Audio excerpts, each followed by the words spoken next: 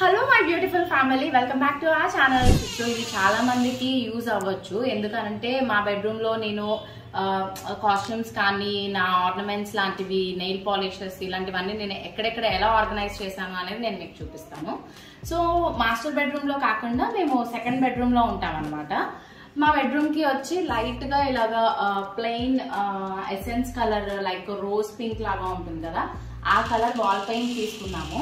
And తర్వాత మొత్తం wardrobe అంతా కూడా వైట్ అండ్ గోల్డ్ కి వచ్చామన్నమాట. సో ఇక్కడికి వస్తే మాకు ఒక బెడ్ ల్యాంప్ ఉంది, అది ఆంజనేయ స్వామిది. ఎస్. అండ్ ఇక్కడ అటాచ్డ్ వాష్రూమ్ అనమాట. So attached washroom. అండ్ తర్వాత ఇక్కడ ఇది ఒక కబోర్డ్. సో పైన ఏంటి అని అంటే మావి రెగ్యులర్ గా మనం అన్ని బయట పెట్టుకోలేము కాబట్టి సూట్ కేస్ కానీ ఆర్ అయాన్ష్వి బాత్ టబ్స్, తర్వాత తన చిన్నప్పుడు ఉన్న వాకర్స్ అలాంటివి అన్ని కూడా పైన స్టోర్ చేసేసాం అనమాట. సో మెస్సీ మెస్సీ థింగ్స్ లాంటివి. సో ఇక్కడ ఏంటి అని అంటే నా రెగ్యులర్ గా వేసుకునే కాస్ట్యూమ్స్ ఇవన్నీ. అండ్ నేను మీకు శారీస్ కలెక్షన్స్ లో చూపించాను కదా, అక్కడ వేరే వార్డ్రోబ్ అనేది ఉంటుంది.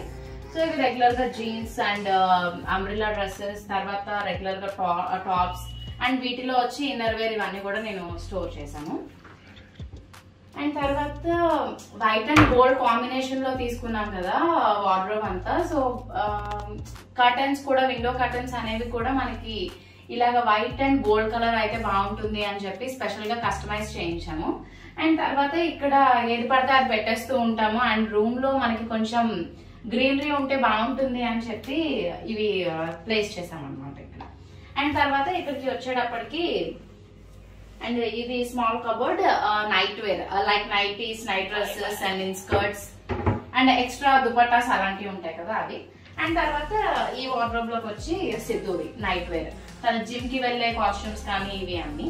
అండ్ తర్వాత ఇటువైపు కూడా మొత్తం సిద్ధూరి కబోర్డ్.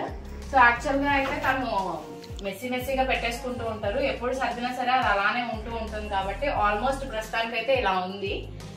సో తన షర్ట్స్ ఇవన్నీ యాక్చువల్ గా ఇల్లు మారినప్పుడు అయితే మేము నీట్ గా black colour, white colour, red colour అలా పెట్టాను. అండ్ తర్వాత వచ్చేటప్పటికి ఇలా అయింది అనమాట.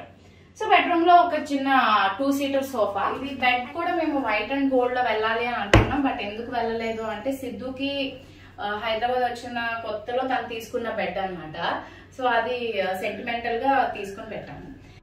ఇది బెడ్రూమ్ కదా. సో బెడ్రూమ్ లో మాకు ఎక్కువ ఫొటోస్ అవి పెట్టుకోవడము అది అంతా అస్సలు ఇష్టం లేదు, ఎప్పుడు కొంచెం పీస్ఫుల్ గా ఉండాలని. బెడ్రూమ్ లో మాకు ఒక చిన్న డ్రెస్సింగ్ రూమ్ ఉందన్నమాట.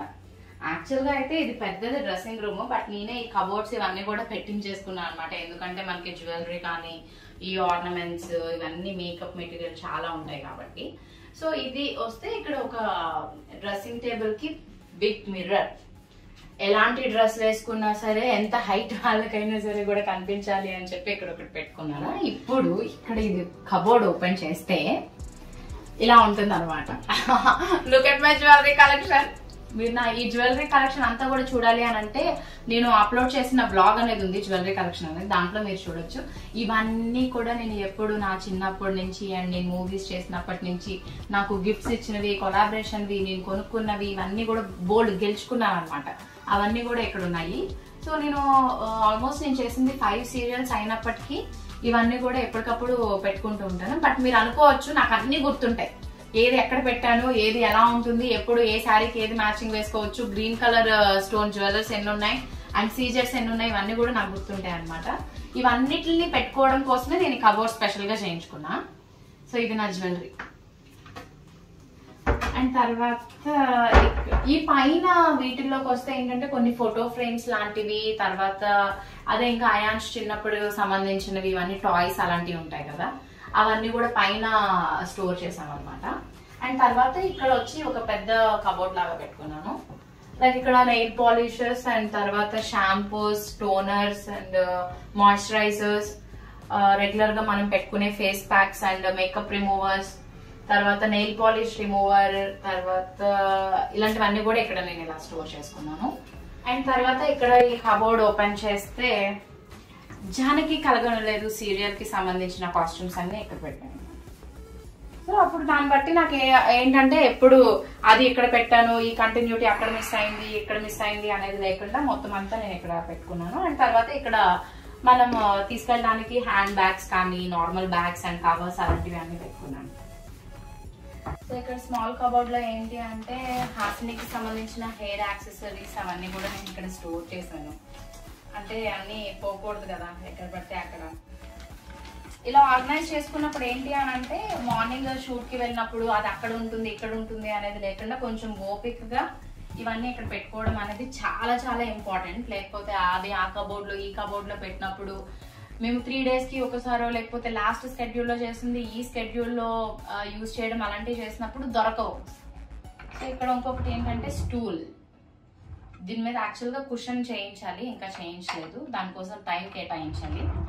సో ఈ స్టూల్ ఏంటంటే ఇక్కడ పెట్టేసుకుని మనం మేకప్ వేసేసుకోవచ్చు.